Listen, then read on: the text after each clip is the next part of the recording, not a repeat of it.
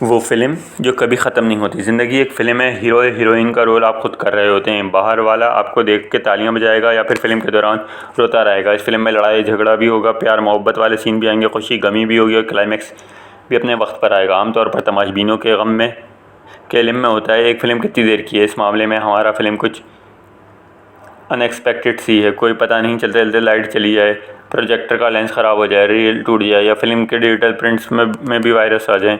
इस फिल्म का सबसे बड़ा विलन वक्त होता है। वो चेहरे बदल के सामने आएगा। हीरो हीरोइन इसे पहचानते हुए भी इसका बंदोबस्त नहीं कर सकते। इनके हाथ पांव बंधे रहेंगे और वक्त इनके जिस्म पर पांव धरता आगे निकल जाएगा। वक्त ही इस फिल्म की स्टोरी राइटर है।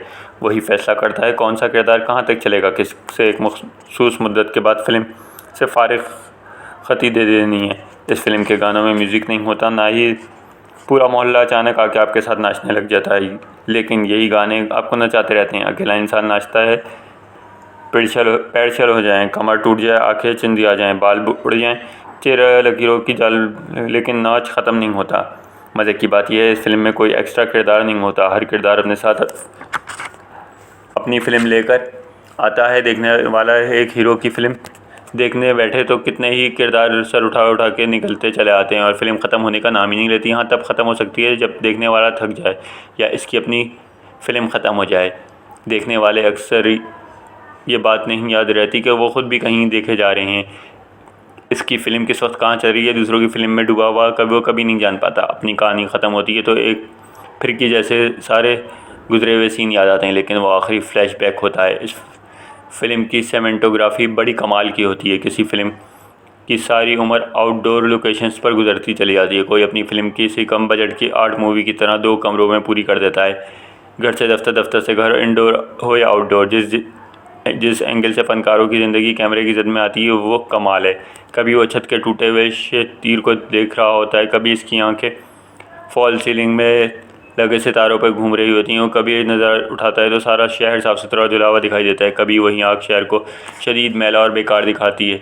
कभी एक ज़ाविये से वो अपने आप को सराहता है, कभी एक ज़ाविये से अच्छा नहीं लग रहा होता। कभी कभी लगता है पूरी फिल्म रात के अंधेरों में बनी है, कभी लगता है दिन के झमाके ख़त्म ही नहीं होने में आ रहे। कभी तूफ़ान शुरू होंगे तो बादलों से मंजर बढ़ जाएगा, मौसलाधार बारिश होगी, 2 गज़ का दूर का मंजर दिखाई देगा। कभी ऐसा खुश पड़ेगा कि चिपटी हुई धूप होगी जिसकी तपिश किरदार तो सिर्फ एक तरफ फिल्म देखने वाला भी महसूस कर रहा होगा, लेकिन वो बेबस लाचार तो किरदार भी है। दोनों में बेबस वाला कोई भी नहीं। देखने वाला तमाशाई खुद कास्ट में शामिल सारे किरदार सब चाबी भरे गुड़िया गुड्डे हैं। यहाँ कोरियोग्राफर का डिपार्टमेंट पूरे ताम झाम के साथ मौजूद है। यहाँ कोई बहुत ही अजीब सा शोभा है भी या महज शुब्दबाजी, इसका अंदाज़ा दोनों को नहीं हो पाता। किरदार को लगता है कोई पुतली की डोरियाँ बांधे उसे चला रहा है। तमाशाई अपनी जगह हैरान परेशान रहता है। इसे खुद भी समझ नहीं आ रही होती वो अपनी मर्ज़ी से फ़िल्म देख रहा है या सिर्फ या बांध के बिठाया गया है। हरकत बेहरकत फ़िल्म के अंदर या इसके बाहर डिपार्टमेंट इस मुकम्मल तरीक़े से हावी होता है कि सोचने वाले के रोंगटे खड़े हो जाते हैं। सोच का दावा ये होता है कि वो आज़ाद है। इसे ये इल्म नहीं होता कि इसके भी किनारे मिले हुए हैं। कोरियोग्राफी का पैकेज से निढाल कर देने वाला होता है। इस कदर के इस पर गौर करने का वक्त किसी के पास नहीं होता। गौर किया जाए तो हाथ प्ले कर कुछ नहीं आता।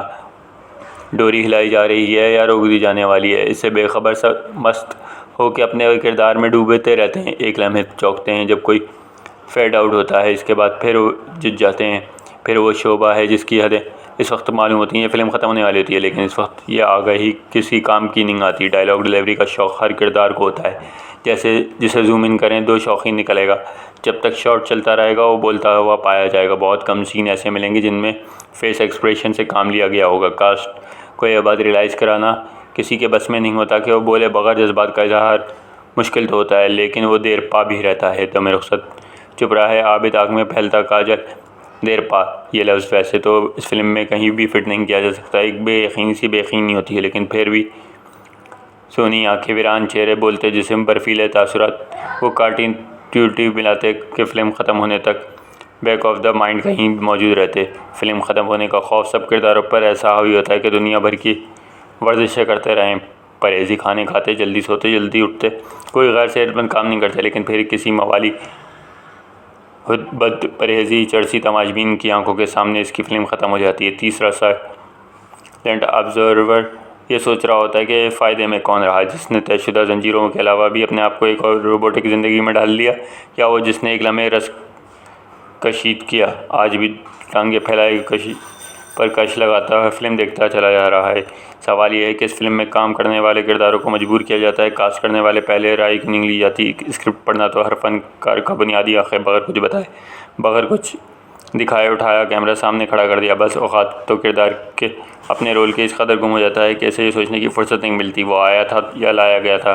बाहर बैठ के देखने वाले तमाशाइयों को भी यही सीन है, कोई नहीं जानता कौन कब से बैठा कौन सी फिल्म देख रहा होगा। सब एक ही सिनेमा में है, लेकिन सबके सामने अलग अलग पर्दे हैं। साथ वाला कौन सी फिल्म देख रहा है बराबर वाले को मालूम नहीं। कभी कभी तो ऐसा लगता है जैसे सबने आंखों पर 3D खोचे लगाए हुए हैं और अपनी अपनी फ़िल्म देखे जा रहे हैं। सबको लगता है कि वो इस फिल्म का मरकज़ी किरदार है। मरकज़ी तो दूर की बात, फिल्म में कुछ भी मिले तय नहीं है, बस एक हरकत है, मुसलसल हरकत, तेज़ी हरकत, तेरी हरकत मेरी हरकत, सबकी हरकत।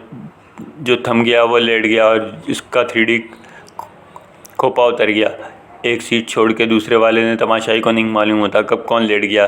क्या लेटने वाला जानता है कि इसकी फ़िल्म ख़त्म हो चुकी है या वो खोपे के बगैर किसी और थिएटर की लाइन में लग चुका होता है।